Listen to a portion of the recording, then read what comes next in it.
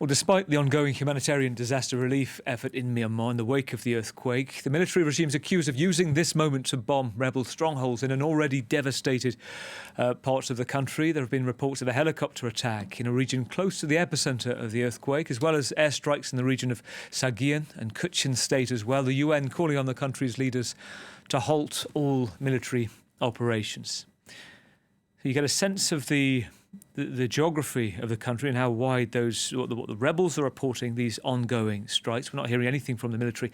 Let's bring in Cyril, our senior reporter, Cyril Payen, very familiar with South East Asia, former correspondent there in Bangkok. Cyril, for 25 years, great to have you on the programme tonight. Thank you. Let's begin on what you're hearing on the military activity in the midst of this earthquake. Yeah, this is the paradox of this huge civil war which has been going on for the past years inside this country, Myanmar, formerly known as Burma. This is the contradiction, the terrible reality of the brutality of the military in this country. Yes, indeed, it's totally confirmed now. Form shadow government, NUG, National Unity Government, sources inside. I remind that it's extremely difficult to get access to any information from this area because of communication which has been cut. The roads have been cut also, but not only by the strength of the earthquake, but prior to that, because of the civil war, the battles raging in this very northern central region. It's confirmed that some Chinese provided and Russian provided aircraft and helicopter choppers, Russian choppers, were continuing to bombard some very dense and habited villages in this region, with some horrific pictures going outside very difficultly, but through the human-to-human way of communicating. Some footage of kids, people, monks being killed, not by the earthquake, but by this bombardment. So it looks very much that the army is at war with its own population. And I've been experiencing this, sadly, in this quite terrible situation in this lovely, beautiful country. I was in 2008 at the Burmese border, during the cyclone Nargis, huge also natural disaster with hundreds of tens of thousands of people killed at this time, with absolutely the same reaction from the military, raging the war against any form of resistance, trying to attract some foreign aid, but also closing borders and not being absolutely transparent about what they could do, about how many people were killed, what kind of things will be needed in emergency. It's absolutely the paradox, the terrible thing to finish that we have the same situation 25 years later with this huge strike now on the people in the very epicenter of which the huge earthquake started on Friday. So let's try and piece together just how, first of all, international aid groups work with a regime like this. The access in getting in, the accusations, and you've touched upon it before, 2 decades ago with militarization of aid as well. The idea that they will stop food going to those who need it, those without power right now, those without food in most desperate need because they might be rebel-held areas. So give us a kind of picture of the country and how aid groups try to navigate that.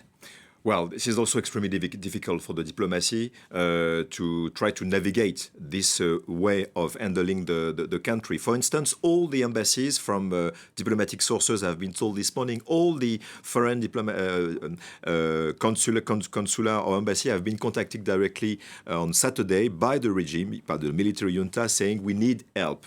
The thing is, how do we send help? Because what happened previously was the money sent.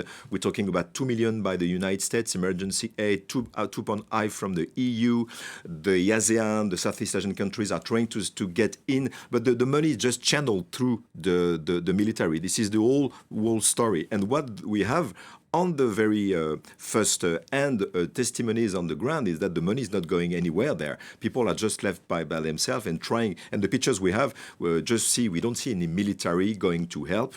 We see people trying to get out of the debris, some people, and the rescue is done by himself. And the new thing, which is quite interesting and quite different than the previous disaster, is that considering that 60 or 70, let's say, percent of the territory is under control by the shadow government and the People Defense Force, PDF, and the ethnic guerrillas, extremely strengthful in this country, which is a huge variety of ethnics, one of the 35 ethnics different on this huge country. They are sending their own rescue teams. The town guerrillas, which are based in the north, the Kokang, the Wa, and the PDF are sending their own rescue teams because of the totally lack of presence of any military aid and rescue on the ground. Just take us back a second, Cyril, because if we go back to 2021, the start of the civil war, the moment we had elections in the country, a lot of France 24 viewers will remember the time and the name of Aung San Suu Kyi, who was then arrested. There was a big crackdown. The regime thought this was unfair. They brutally cracked down on the streets and people fled. There is this bizarre, let's just remind viewers as well, there was this bizarre moment where somebody's doing a yoga video live in the streets in Myanmar as the coup and the tanks start to happen. Let's take a look.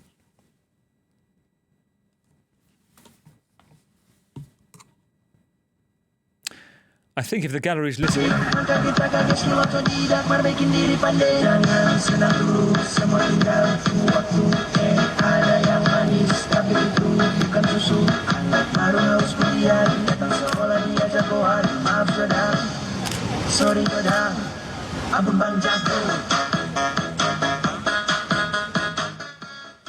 Okay, that might trigger a lot of memories. That was an incredibly bizarre Amazing moment. footage. Take us from that moment on, how we got to here, just what happened to that protest movement and how it's ended up with, well, not just one, but there are, as you just said, many rebel groups. That's a very good example to have shown this video, because it showed all the paradox of this resistance we have, which have been trained and formed after this very day when the coup happened. This lady, it just incarnates these 10 years of democracy in the country when you have a succession of junta for more than 70 years. And this generation of young people having tested from 2000 or so until 2021 for about 10 years, some democracy or the emergence of democracy, they said never turn back. We will never go back to what the other generations have been living. It means under martial law, under military. So what we've seen, I've been able to come back to this country clandestinely to 1.5 years ago. And you can see workers, students, teachers, generation-wise, there is no difference. They went to the jungle, if not killed or jailed, 20,000 political prisoners in the jail of Burma. And they have been engaged, trained by the ethnic guerrillas. And this is the one, they are the one we are fighting now. And I can tell you, which is a shame too, totally forgotten with no much foreign help. The only institution we get help from outside are the junta, North Korea, Russia, and China, Israel too. So this is how it stands now. But this very brutal and terrible and sad reality with this new disaster could be also a game changer. Great to hear that context and clarity. Cyril, great to have you on the programme. Cyril Payen, our senior reporter, former correspondent in Southeast Asia as well. Thank you.